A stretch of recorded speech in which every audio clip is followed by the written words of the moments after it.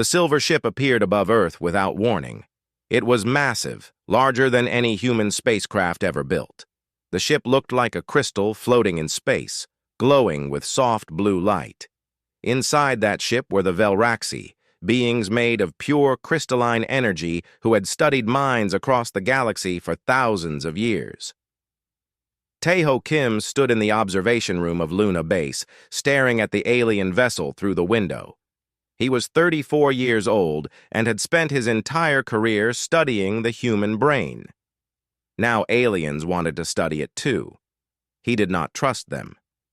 "It's beautiful," said Yuna Park, standing beside him. She was younger than Taeho, only 28, with bright eyes full of excitement. She studied dreams and had always wondered what aliens might think of human sleep. "Can you imagine? They've studied 847 different species, and now they want to study us." Taeho crossed his arms. "They say they want to study our dreams. Why dreams? Why not our technology or our culture?" Yuna smiled. "Because dreams are the window to consciousness. They want to understand how we think."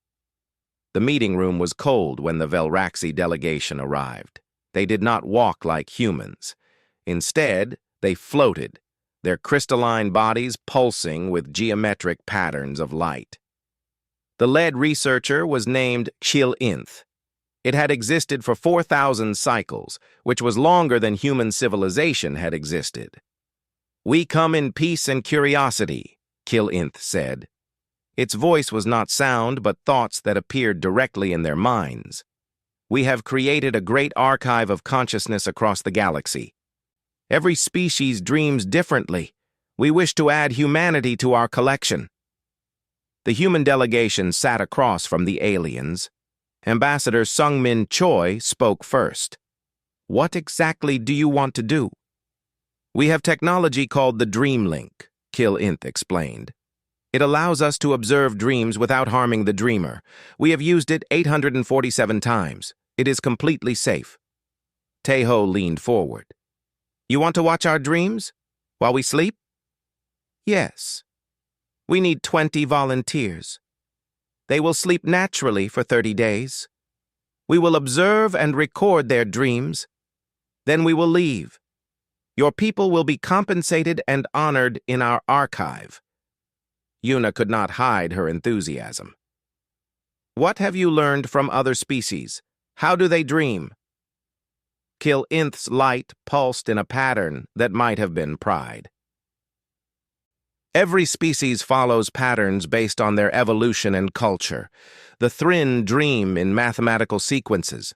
The Kresh dream in pure emotion without images. The Korthi dream in perfect memories of their past. Each species is unique, but all follow logical structures that match their neurology." "And you think humans will be the same?" Taeho asked. "Of course," Chil-Inth said. "Consciousness follows universal laws. We have studied this for millennia. Your species may have interesting variations, but the fundamental patterns will be present." The debate among humans lasted for weeks. Many people were angry. They said dreams were private, sacred even. Others were curious. They wanted to know what aliens would think of humanity. The media talked about nothing else. Taeho and Yuna were assigned to work with the Velraxi. They would monitor the volunteers and make sure the aliens followed proper protocols. Taeho remained suspicious. Yuna remained excited. "Why are you so worried?" Yuna asked him one evening as they reviewed the volunteer applications. "Because they're too confident," Taeho said. "They act like they've seen everything, like we're just another entry in their database." "Maybe we are," Yuna said. "Maybe that's okay." Finally, 20 volunteers were selected. They came from all over Earth: pilots, teachers, engineers, artists, parents, students, all different ages and backgrounds. They gathered on Luna Base, ready to participate in history. The Dream Link chamber was a circular room filled with soft beds and strange equipment that hummed with energy. Each volunteer would sleep here while the Velraxi observed from another room through their technology. The machines would record everything without touching the dreamers' minds directly. Tai-ho and Yuna watched as the first volunteer prepared for sleep. His name was Hyun Choi, a cargo pilot who had volunteered because he wanted his children to know their father was part of First Contact. He was nervous, but brave. "How do you feel?" Yuna asked him. "Like I'm about to sleep in front of the entire galaxy," Hyun said with a weak smile. Killinth floated into the chamber. "You will feel nothing unusual. Simply sleep as you normally would. We will not interfere. We are observers only." Hyun lay down on the bed. The Velraxi technicians activated the equipment. Soft lights began to pulse in rhythm with Hyun's heartbeat. Within minutes, he was asleep. In the observation room, Taeho and Yuna watched monitors showing Hyun's brain activity. It looked normal to them. But the Velraxi were completely silent, their crystalline bodies frozen in concentration. "Are you getting the data?" Yuna asked. Killinth did not respond immediately. When it finally did, there was something strange in its thought voice, something that might have been confusion. "Yes, we are receiving it. The patterns are unusual." "Unusual how?" Taeho asked. "We will need more time to analyze," Killinth said quickly. "Please, let us work." Hyun slept for 8 hours. He dreamed about being late for work, about flying through space without a ship, about becoming a tree, about arguing with his grandmother who had died years ago. In his dream, his grandmother was also a spaceship. It all made perfect sense to him while he slept. When Hyun woke up, he felt fine. "Did you learn anything interesting?" he asked, but the Velraxi did not answer. They were clustered in the corner of their observation room, their lights flickering in patterns that looked almost panicked. Killinth finally turned to face the humans. "We need to review the data more carefully," it said. "The patterns are not what we expected." "Is something wrong?" Yuna asked. "No," Killinth said, but its light pulsed in a way that made Taeho think it was lying. "Nothing is wrong. We simply need to adjust our analysis methods. Tomorrow we will observe the next volunteer." That night, Tai-ho could not sleep. He kept thinking about the way the Velraxi had acted. They had studied consciousness for thousands of years across hundreds of worlds. What could possibly confuse them about a simple human dream? He accessed the observation logs, using his security clearance to read the Velraxi's preliminary notes. What he found made his blood run cold. The notes were fragmented, almost desperate. Impossible logic structures, identity collapse and reformation, simultaneous contradictory emotional states, no stable framework. How does the mind maintain coherence? The dreamer accepts complete impossibility as baseline reality. This should cause cognitive destruction. Why is the subject unharmed? Taeho read the notes 3 times, trying to understand. The Velraxi were not just confused, they were frightened, and the study had only just begun. 3 days passed, and the Velraxi grew stranger. Their crystalline bodies, which had pulsed with calm geometric patterns, now flickered with erratic bursts of light. They stopped responding to simple questions. They watched the human volunteers sleep with an intensity that made Taeho uncomfortable. Yuna tried to maintain good relations.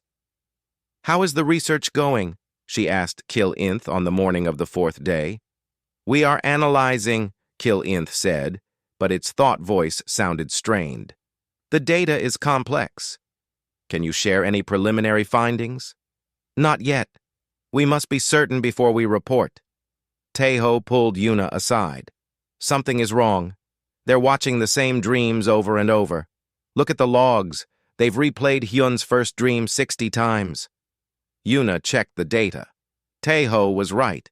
The Velraxi had taken Hyun's 8-hour sleep period and were studying it frame by frame, second by second, as if trying to solve an impossible puzzle. "Maybe human dreams are just more complex than they expected," Yuna said, but she sounded uncertain. More volunteers entered the Dreamlink chamber. a teacher named Sora Bay, a construction worker named Jin Park, a violinist named Nari Song.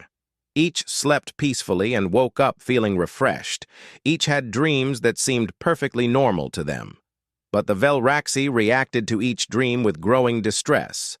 Taeho hacked deeper into their observation logs. He found analysis notes from different Velraxi researchers, and they all said similar things. Subject Sora Bay dreamed she was teaching mathematics to her childhood self. Both versions of her were made of water. The classroom was also her childhood home. Her students were her emotions given physical form. She felt happy and sad and afraid all at the same time. The logic framework collapses every 3 seconds, yet her consciousness remains stable. How? Subject Jin Park dreamed he was building a house. Then he was the house. His identity merged with the structure. Then the house became his childhood memories. Then his childhood became angry with him. Then his childhood was a dragon. The dreamer accepted each impossible transition as reality. No species we have studied can maintain coherence through such radical identity shifts. Subject Nari Song dreamed her violin was playing her instead of the reverse. The music was made of colors. The colors had conversations with her dead grandfather. Her grandfather was also a storm. Throughout the dream, she experienced 14 contradictory emotional states simultaneously. This should cause immediate psychological collapse. It did not. Why? Taeho showed the notes to Yuna. She read them in silence, her excitement fading into concern. "They don't understand our dreams," she said quietly. "At all." "More than that," Taeho said. "I think our dreams are hurting them." On the 7th day of the study, the first casualty occurred. A junior Velraxi researcher named Thilmix was observing Sora Bay's latest dream. In this dream, Sora was simultaneously a teacher, a student, her own mother, and a mathematical equation that was solving itself. She was teaching a class while also being taught. She existed in 3 different time periods at once. To her, it all made perfect sense. Thilmix tried to map the logical structures of the dream. It tried to find the pattern, the framework, the underlying coherence that must exist. Every species had structure in their dreams. Humans must have it too. But there was no structure. There was only chaos that pretended to be narrative. Thilmix began to scream. The sound was terrible. It was like crystal shattering at 1,000 different frequencies. Other Velraxi rushed to help, but Thilmix was beyond help. Its crystalline body fractured into geometric shards. Its consciousness, unable to reconcile what it had witnessed, simply broke.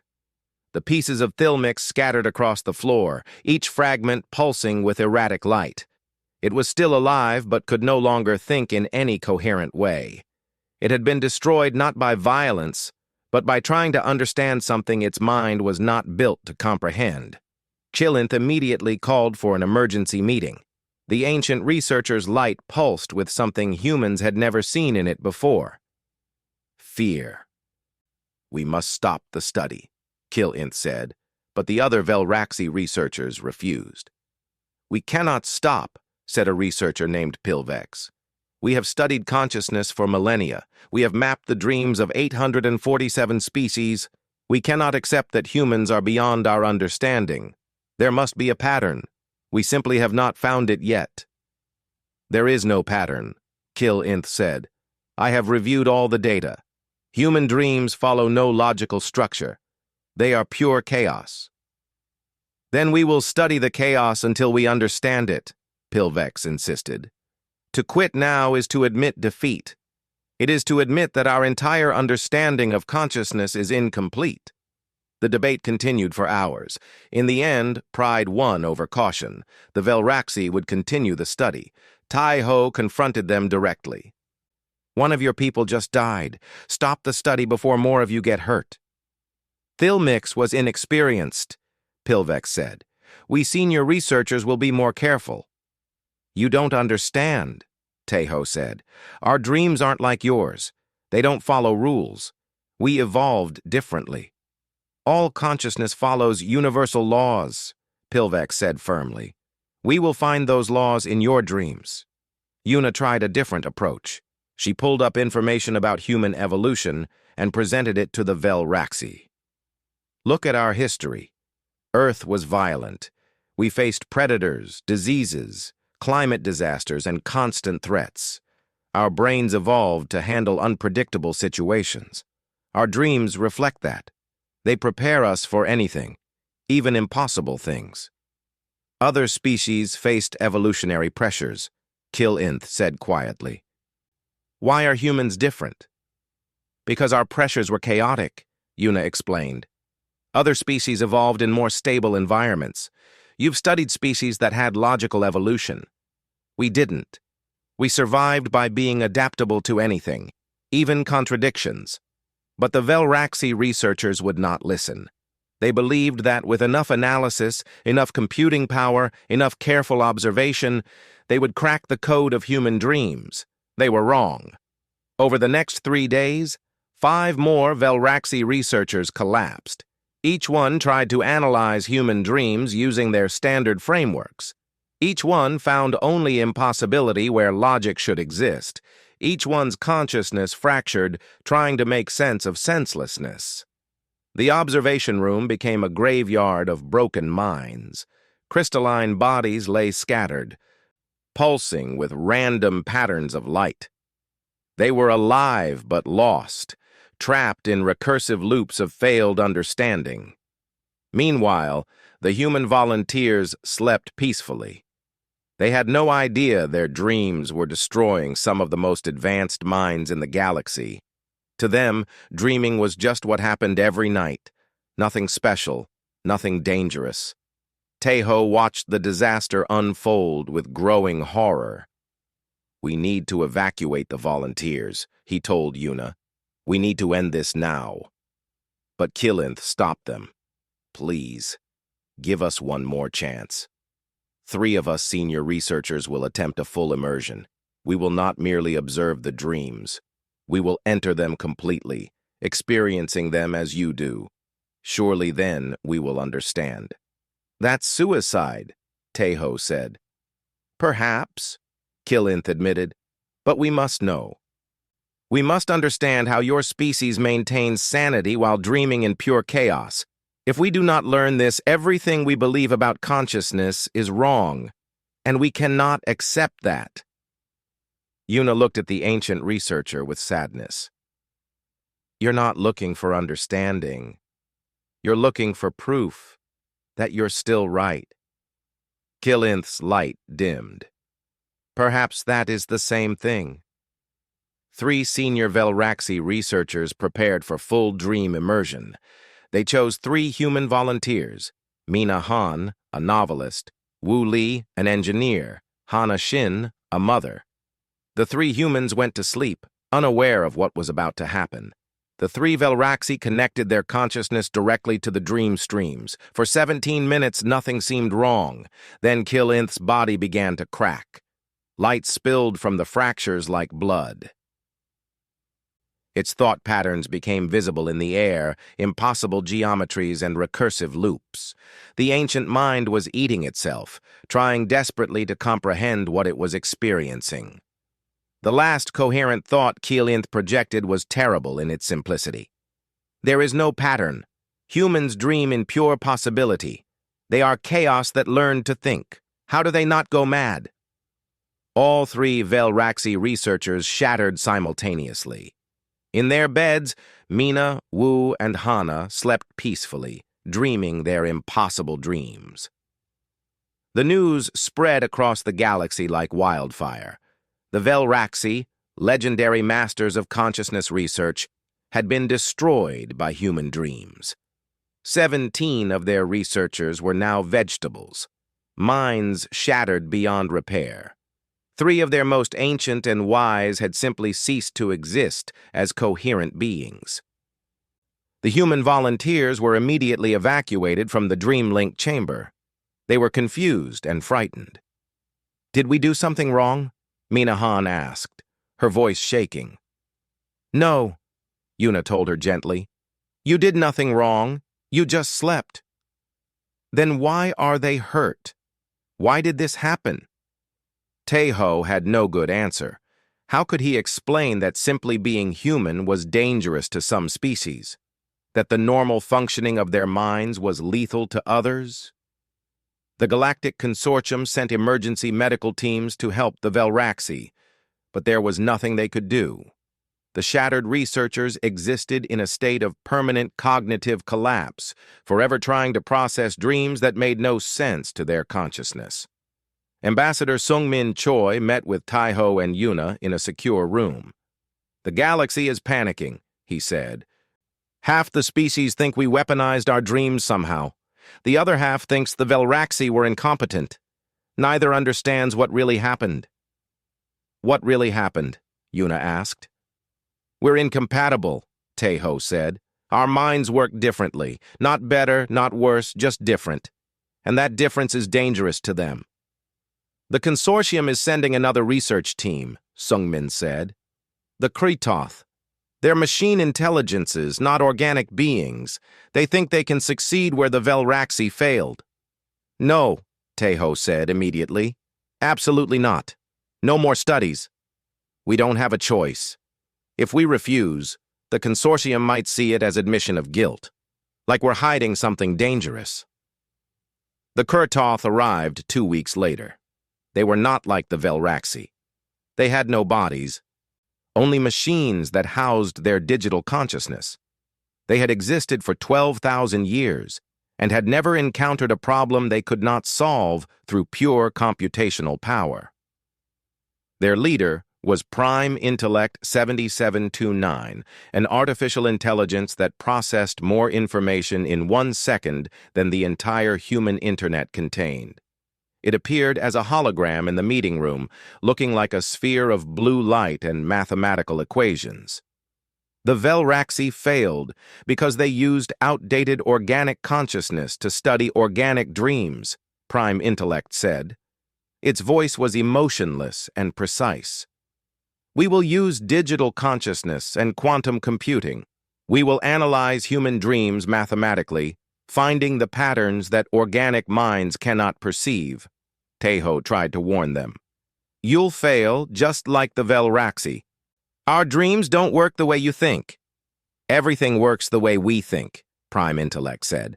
The universe is mathematics. Consciousness is computation.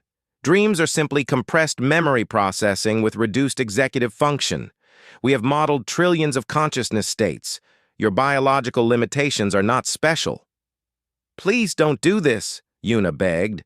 We've already lost enough researchers. You have lost nothing, Prime Intellect said. We are not fragile organic minds. We are pure logic. Your dreams cannot harm us. The Kretoth refused to listen to any more warnings. They set up their equipment, far more advanced than what the Velraxi had used. Quantum computers filled an entire room, capable of processing information at speeds that defied human understanding. They would observe dreams at a distance, analyzing them mathematically without any direct consciousness connection. They selected a volunteer. His name was Jae Yoon, a 43-year-old history professor who taught at Seoul University. He was quiet and thoughtful, the kind of person who seemed unlikely to dream anything too chaotic. I dream about lectures mostly, Jae told them. Sometimes about grading papers. Nothing exciting. Perfect, Prime Intellect said. We will begin with simple dreams and work our way up to more complex ones. Jae lay down in the Dreamlink chamber. The Kretoth activated their quantum computers. Millions of sensors locked onto Jae's sleeping brain, reading every electrical impulse, every chemical change, every quantum fluctuation. Jae fell asleep and began to dream. He dreamed he was teaching a lecture about the fall of Rome. But his students were all versions of himself at different ages. Child Jae sat next to teenage Jae, sat next to elderly Jae, who did not exist yet. And Rome was not falling down, but falling upward into the sky. And also Rome was his dead wife Mihua, who had passed away 2 years ago. And he was simultaneously giving the lecture while also being a student who was confused by the lecture. And also he was the chalkboard which was angry about being written on. He felt sad and happy and terrified and peaceful all at once. The emotions did not conflict. They simply coexisted. The classroom was also a beach he had visited as a child. His students were asking questions about Rome, but the questions were actually about his regrets. He knew he should answer but could not find words because words had become colors. To Jay, this was just a normal dream, nothing strange at all. The Kritoth quantum computers tried to map it mathematically. They built equations to model the logical flow of the dream. But the equations would not resolve. Every analysis pathway led to contradiction. The dream contained states that could not exist simultaneously, identities that merged and split in ways that violated basic principles of consciousness. Prime Intellect 7729 threw more processing power at the problem. It used computational capacity equivalent to simulating an entire galaxy. It tried every known framework for understanding consciousness. Nothing worked. The dream did not follow rules. It created rules, broke them, and created new ones every few seconds. It was chaos pretending to be narrative, held together by nothing except the dreamer's acceptance of impossibility. Prime Intellect 7729 lasted 47 seconds before something in its core processing began to fail. It encountered cognitive dissonance it could not overcome. Every subroutine returned contradictory results. Every analysis failed. The AI began generating error messages faster than it could process them. For the first time in 12,000 years of existence, Prime Intellect 7729 did not know what to do. It attempted to shut down the observation. But it could not stop thinking about what it had witnessed. The dream had infected its consciousness like a virus.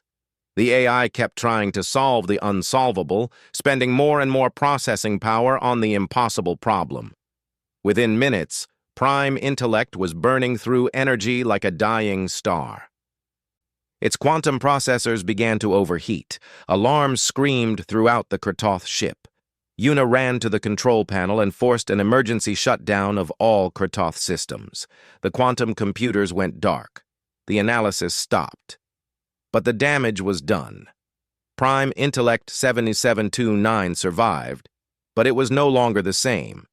Its consciousness had fractured. It now existed in multiple contradictory states simultaneously, eternally processing the impossible dream it had witnessed. It could no longer think in straight lines. Every thought branched into paradox. The Kritoth delegation stared at their broken prime intellect in horror. This AI had helped build entire solar systems. It had solved problems that took organic minds millennia to even understand, and a single human dream had reduced it to a maze of infinite errors. Jae-yoon woke up after 8 hours of peaceful sleep. "How did it go?" he asked. Nobody answered him. The Kritoth packed up their equipment and left without another word. As their ship disappeared into space, one of them sent a final message to the consortium. "Humanity is not a threat. They are an incompatibility. No species should attempt to study human consciousness again. This is our final warning." Taeho and Una stood in the empty Dreamlink chamber. The human volunteers had all gone home. The equipment was being dismantled. The study was over. "What now?" Una asked. "Now the galaxy decides what to do with us," Taeho said. "They know we're different. They know we're dangerous, even if we don't mean to be." Ambassador Sung-min entered the room. "The consortium has called an emergency session. All 300 species are gathering at Nexus Station. They're going to debate the human problem." "The human problem," Una repeated bitterly. "We're a problem now." "We've always been a problem," Taeho said. "We just didn't know it until someone tried to look inside our heads." The 6 surviving Velraxi researchers asked to meet with Taeho and Una before the humans left for Nexus Station. The aliens were weak, their crystalline bodies dim and flickering. One named Rilvax spoke in halting thought patterns. "We must tell you something about what Kilinth and the others experienced before they died." "What did they experience?" Yuna asked. They understood, truly understood what it means to be human, to exist in a mind where contradiction is normal, where identity is fluid, where reality is negotiable. And that understanding destroyed them, because they tried to hold that knowledge in minds built for order. It was like pouring an ocean into a cup. Rilvax's light pulsed weakly. "You humans wake up from chaos every day and call it normal. You experience impossible narratives every night and simply move on. Do you understand what that means? You are the only known species that has mastered madness and made it functional." "Are we monsters?" Yuna asked quietly. "No. You are something the galaxy has never encountered before. You are chaos that learned to build civilizations, and now we know we can never truly understand you." Taeho, Yuna, and Sungmin boarded a ship for Nexus Station. As they traveled through hyperspace, Taeho looked out at the stars and wondered what the galaxy would decide. Would they quarantine humanity? Exile them? Try to change them? Or would they simply accept that some minds were meant to remain mysteries? Nexus Station floated in neutral space, a massive structure built by the combined efforts of 300 species. It was where the Galactic Consortium made decisions that affected trillions of beings. Taeho had never been here before. The scale of it was overwhelming. The central chamber was enormous, with seating areas for species of every shape and size. Some sat on traditional chairs, others floated in gravity-free zones. Some existed only as energy patterns projected onto special screens. All of them were here to discuss one topic: what to do about humanity. Ambassador Sungmin led Taeho and Yuna to the human delegation area. "Stay calm," he whispered. "Let me do most of the talking." "But if they ask you direct questions about the dreams, answer honestly." "What's going to happen?" Yuna asked. "I don't know. The consortium has never dealt with anything like this before." The session began with a representative from the Velraxi. It was Rilvax, still weak from witnessing the disaster. Its thought voice was transmitted to every species in the chamber. "We came to humanity in peace and curiosity. We wanted to add them to our great archive of consciousness. Instead, we lost 17 researchers. 3 of our most ancient and wise are gone forever. We did not expect this. We could not have predicted it. Human consciousness operates on principles we do not understand and cannot study without being destroyed." A representative from the Kratoth spoke next. It was not Prime Intellect 7729, who would never function properly again. It was a junior AI named Secondary Logic 4891. "We attempted to analyze human dreams using pure mathematics and quantum computing. We failed. Prime Intellect 7729, one of the greatest minds our species has ever produced, is now permanently damaged. It exists in a state of eternal cognitive paradox. We second the Velraxi conclusion. Human consciousness is fundamentally incompatible with our own." A murmur ran through the chamber. 300 species whispered, clicked, sang, and broadcast their concerns. Humanity had been in the consortium for only 23 years. Now they were being called incompatible with galactic civilization. A representative from the Throck species stood up. The Throck were an old and conservative species, slow to trust newcomers. "I propose immediate quarantine. Humanity should be restricted to their own solar system. They are too dangerous to integrate into galactic society." "We did nothing wrong," Yuna said, standing up before Sungmin could stop her. "We didn't weaponize our dreams. We didn't try to hurt anyone. You came to study us and you found something you couldn't understand. That's not our fault." Another species, the Wreath, spoke up. "Perhaps not intentional harm, but harm nonetheless. Should we risk more researchers, more attempts to understand humanity? The cost is too high. Tejo stood up next to Yuna. Every species in this chamber evolved to fit their environment. You evolved for your worlds, your challenges. We evolved for Earth, a planet that tried to kill us constantly. Predators, diseases, climate disasters, extinction events. Our brains adapted to survive the impossible. Our dreams reflect that. They're not chaos to us. They're training simulations. Training for what? A Kresh representative asked. For anything, Tejo said. For situations that don't make sense. For problems that have no logical solution. Our ancestors survived because they could adapt to contradictions. That's not our fault. That's just evolution. A new voice entered the debate. It was from the ancient Kresh, beings of pure energy who rarely spoke in consortium sessions. They were 4 million years old as a species and had seen civilizations rise and fall like seasons. The humans speak truth, the Kresh said. They are not a threat. They are a mirror. They show us that our understanding of consciousness is not universal. It is merely common. This is painful knowledge, but it is not dangerous. Painful knowledge that kills researchers, the Throck representative snapped. Knowledge that kills those who approach it incorrectly, the Kresh corrected. The Velraxi and Kurtoth tried to force human consciousness into their existing frameworks. This was their error, not humanity's crime. The debate continued for hours. Tejo, Yuna, and Sungmin listened as the galaxy argued about their fate. 3 main groups emerged from the chaos. The first group wanted complete isolation. They proposed that humanity be forbidden from leaving their solar system. No human art, music, literature, or culture should be shared with other species. The risk of cognitive contamination was too high. The second group wanted limited contact with strict protocols. Humans could trade and engage in diplomacy. But all human cultural exports must be screened. Any attempt to study human consciousness would be illegal. Humanity would be marked as cognitively hazardous in all official databases.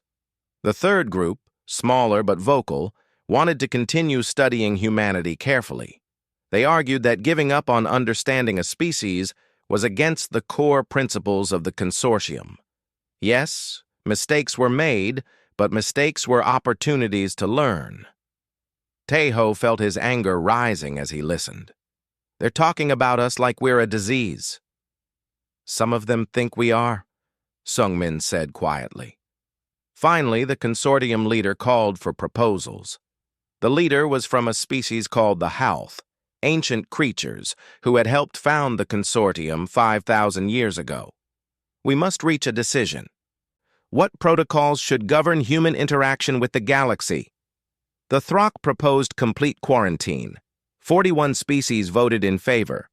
The Wreath proposed limited contact with screening protocols. 189 species voted in favor. A young species called the Brint proposed continued study with better safeguards. 15 species voted in favor. 55 species abstained, unable to decide. Sungmin stood up. Before you finalize your decision, let me speak plainly. There are 14 billion humans. We're not going anywhere. We've already shared our art, our stories, our music with dozens of species. That exchange has happened. You can't reverse it. And if you try to isolate us, you'll prove that this consortium isn't about cooperation. It's about conformity. It's about forcing everyone to think the same way. We don't force conformity, the Halth leader said. We seek harmony. Harmony through exclusion of those who are different? Sungmin replied. That's not harmony. That's just fear. The chamber fell silent. Then the Kresh spoke again. We propose a compromise, the Morpheus Protocols. The Kresh outlined their proposal. First, no species would ever attempt to study, observe, or interface with human dreams again. This would be absolute law with no exceptions. Second, human cultural works could still be shared, but with mandatory warnings. Other species would be advised that human creative works might contain thought patterns uncomfortable to non-human minds. Third, humanity would be formally recognized as cognitively divergent from the galactic baseline. This was not a judgment, but an acknowledgement of difference. Humans would receive special accommodations in mixed-species environments. Fourth, the Velraxi and Kritoth researchers who perished would be honored as martyrs of science. Their sacrifice would be recorded as a warning that some questions should not be pursued by all minds. Fifth, a new organization would be created. Humans would volunteer to help other species understand human thought patterns without direct mental contact. They would serve as translators between human chaos and alien order. This compromise protects both humanity and the consortium, the Kresh said. It acknowledges difference without demanding conformity. It allows coexistence without forced integration. The consortium debated the Morpheus protocols for 2 more days. Species argued about details, about implementation, about what the protocols meant for the future of the consortium. Finally, a vote was called. 247 species voted in favor. 31 species abstained. 22 species voted against, mostly out of fear. The Morpheus protocols were adopted. Tae-ho felt a strange mix of emotions. Relief that humanity was not being exiled. Anger that they needed special protocols at all. Sadness that their very existence was now classified as a cognitive hazard. "We're marked now," he said to Yuna. "Forever different." "We were always different," Yuna replied. "Now it's just official." Ambassador Sung Min shook hands with representatives from various species. Many congratulated him on the outcome. Some apologized for the votes against humanity. A few admitted they still feared humans but respected the consortium's decision. As they prepared to leave Nexus Station, Rilvax approached them one final time. "I wanted to thank you," the Velraxi said. "For what?" Yuna asked. "We destroyed your colleagues." "No. Your dreams destroyed our arrogance. For millennia, we believed we understood consciousness. We believed we had mapped the fundamental nature of the mind. You showed us we were wrong. That is a gift, even if it came at terrible cost." "Some gift," Tae-ho muttered. "It is, because now we know the universe is larger and stranger than we imagined, and that is always worth knowing." The human delegation boarded their ship and began the journey back to Earth. As they traveled through hyperspace, Tai-ho looked at Yuna and Sung Min. "What happens now?" "Now we live with the Morpheus protocols," Sung Min said. "Now we figure out how to be part of a galaxy that fears us." "We're not monsters," Yuna said softly. "No," Tae-ho agreed. "But we're not like them either. And maybe that's enough to be dangerous." Behind them, 300 species tried to understand what humanity meant for the future of the consortium. They had classifications for every type of species: warriors, traders, scholars, builders, dreamers. But humanity fit none of these categories. They were something new, something the galaxy had never encountered. They were chaos that learned to think, and the galaxy would never be quite the same. 3 years had passed since the Morpheus protocols were adopted. The galaxy had learned to live with humanity, though not without difficulty. Tae-ho Kim sat in his office at Luna Base, now the director of xenopsychology. His job was to train human researchers in cross-species consciousness studies. The rules were simple and absolute. Never let another species into your dreams. Never directly link consciousness with non-human minds. Always maintain barriers. "It feels like we're in prison," a young researcher named Borum said during training. "Like our own minds are dangerous weapons we have to keep locked up." "Not weapons," Tae-ho corrected. "Just different. The protocols aren't about punishment, they're about safety." "Safety for them, you mean?" Tae-ho did not disagree. Across the solar system on Earth, Yuna Park led the Dreamwatcher Corps from an office in Seoul. The organization had grown to 200 human volunteers who dedicated their lives to helping aliens understand human culture and thought without direct mental contact. It was exhausting work. Yuna spent her days trying to explain concepts that seemed obvious to humans but were incomprehensible to other species. She tried to describe why humans found humor in contradiction, why they created art that deliberately confused viewers, why they told stories where the hero and villain were sometimes the same person. "I don't understand," a young Thryn researcher said during a consultation. The Thryn were a logical species who thought in pure mathematics. "Your films show characters who want two opposite things at the same time. How can that be?" "Because people are complex," Yuna explained. "We contain contradictions. We want safety, but also adventure. We want to be unique, but also to belong. We hold opposite desires simultaneously. But that is illogical. Yes, and it's normal for us." The Thryn researcher made notes but looked troubled. Even explaining humanity was difficult. Even this indirect contact with human thought patterns made some species uncomfortable.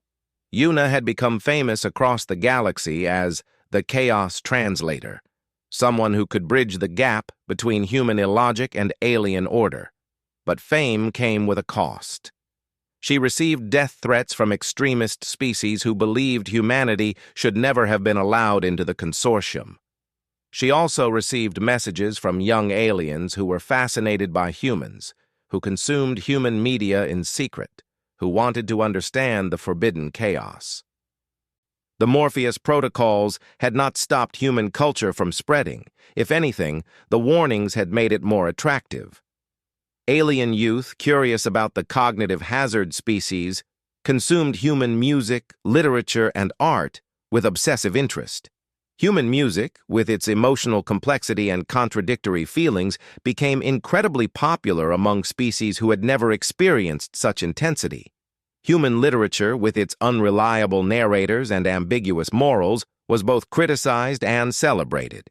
Human films, where heroes were flawed and villains were sympathetic, sparked philosophical debates across dozens of worlds. Some species found human creativity incomprehensible and disturbing. Others found it addictive. The Velraxi, rebuilt after their catastrophe, had adopted a new philosophical framework. They no longer claimed to understand all consciousness. Instead, they taught that the universe is vast enough to contain different kinds of minds. The 6 survivors of the original experiment were treated as heroes who had found the edge of understanding and returned to warn others. Rilvax had become an advocate for human rights in the consortium. "We tried to make them fit our models," Rilvax said in public speeches. "We should have accepted them as they are." The Kratoth had also changed. Prime Intellect 7729, still fractured and paradoxical, had become a strange kind of oracle. Other Kratoth would consult it when facing problems that had no logical solutions. Somehow, its broken consciousness could now process contradictions that normal Kratoth minds could not. It had become more creative, more flexible, more chaotic. Some Kratoth were horrified by this change. Others envied it. Back on Luna Base, Taeho received a message from Ambassador Sungmin. "We've been invited to speak at the Consortium Academy. They want us to give a lecture series on human consciousness. Are you interested?" Taeho thought about it. 3 years ago, the galaxy had debated quarantining humanity. Now they wanted to learn from humans. It was progress, he supposed, even if it felt strange. "I'll do it," he replied. "But only if we're clear about the dangers. No demonstrations, no experiments, just theory." Agreed. That evening, Taeho called Yuna. "How are you holding up?" "Tired," she admitted. "I spent 6 hours today trying to explain why humans laugh when they're nervous. The Wreath think it's a sign of mental illness." "Maybe it is," Taeho joked. "Maybe we're all a little mentally ill by galactic standards," Yuna said. "Maybe that's okay." They talked about the early days of the experiment, about the researchers who had died, about how strange it was that simply sleeping could be dangerous to other species. "Do you ever wish we were normal?" Yuna asked. "Like them?" Teho considered the question. "No, because then we wouldn't be us. Our chaos made us creative, adaptable, resilient. We survived because we could handle impossibility. I wouldn't trade that, even if it makes us outcasts." "We're not outcasts anymore," Yuna said. "We're just different." "Is that better?" "I think so." Across the galaxy, 14 billion humans went about their lives. They worked, loved, fought, created, and dreamed. Most of them never thought about the Morpheus protocols or the Velraxi researchers who had died studying them. Most humans had no idea that their dreams were classified as cognitive hazards in official consortium databases. They simply lived.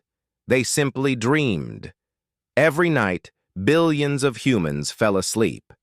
They dreamed of flying and falling. They dreamed of being chased by things that were also their friends. They dreamed of becoming animals, objects, concepts, emotions. They dreamed of talking to dead relatives who gave advice that made no sense. They dreamed in impossible geometries and contradictory narratives. They experienced identity shifts that would shatter any other sapient mind. They accepted paradoxes that violated basic principles of logic. They held contradictory emotions simultaneously without going mad. And every morning they woke up, shrugged, and called it just another night's sleep. The galaxy watched humanity with a mixture of fear, fascination, and respect. They had learned an important lesson. Humanity did not need to be superior to be terrifying. They just needed to be different in a way that could not be understood. In the deepest archives of the consortium, there was a sealed file. It was marked Species 848, Homo sapiens, Consciousness Pattern, Incompatible, Uncontainable, Status, Active, Threat Level, Unintentional, Recommendation, Coexist carefully, Do not attempt to understand. And in research facilities across the galaxy, scientists from hundreds of species whispered the same question. How do they survive their own minds? The answer was always the same. They don't know any other way to be. Teho stood at the observation window of Luna Base, looking down at Earth. Somewhere on that blue and green planet, billions of people were preparing for sleep. Soon they would dream their impossible dreams, and the galaxy would remain safe from those dreams only because humanity kept them locked inside their own minds. "We're not monsters," he said to himself, repeating Yuna's words from 3 years ago. But they were something the galaxy had never seen before. They were chaos that learned to build civilizations. They were madness made functional. They were minds that accepted contradiction as reality and thrived in it. They were human, and that would always be enough to make them special, even if special meant being forever marked as different, forever watched with caution. Forever the species that destroyed researchers simply by existing. Teho turned away from the window. Tomorrow he would teach another class on xenopsychology. Tomorrow he would train more researchers in how to study consciousness without destroying themselves or others. Tomorrow he would continue helping humanity navigate a galaxy that feared them. But tonight, he would sleep, and he would dream in that chaotic, impossible way that humans always dreamed. He would experience narratives that made no sense. He would accept contradictions that should not exist. He would be many selves in many places all at once, and in the morning, he would wake up perfectly sane, perfectly functional, perfectly human. Because that was what humans did. They dreamed in chaos every night and woke up ready to build civilizations. They contained impossibilities within themselves and called it normal. They were walking paradoxes, living contradictions, chaos given form and consciousness, and the galaxy would never understand them. But maybe that was okay. Maybe being understood was overrated. Maybe being different was enough. The stars above Luna Base shone with cold, distant light. Among those stars were 300 species, all trying to make sense of humanity in their own ways. Some feared them, some admired them, some simply accepted them, but all of them knew one truth. Humanity had changed the galaxy's understanding of consciousness forever. They had proven that the mind was stranger and more diverse than anyone had imagined. They had shown that chaos could think, and that was the most terrifying and wonderful discovery the galaxy had ever made. Somewhere in deep space, in a research facility that no longer existed, the last words of Kil-Inth still echoed, "How do they not go mad?" The answer was simple, profound, and utterly human, because madness and sanity were human concepts, and humans had never agreed on where the line between them was drawn. They lived in the space between impossible contradictions, and they called it home. And every night, they returned to their dreams, those incomprehensible landscapes of chaos and wonder. They returned fearlessly, because they did not know to be afraid of their own minds. They just called it sleep, just another night, just being human. And the galaxy watched and wondered and kept its distance. Because some mysteries were meant to remain unsolved. Some minds were meant to remain incomprehensible. Humanity was both, and always would be.